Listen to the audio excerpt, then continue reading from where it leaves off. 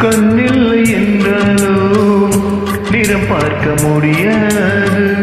நிறம் பார்க்க முன் கண்ணை நீ பார்க்க முடியாது. கோயில் இசை போதுமே, அட கோயில் முகம் தேவையா?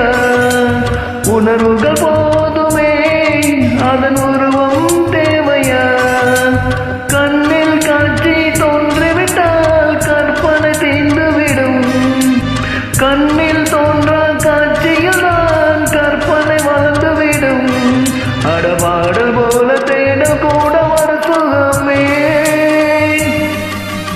இன்னிசை பாடி வரும் இளங்காற்றுக்கு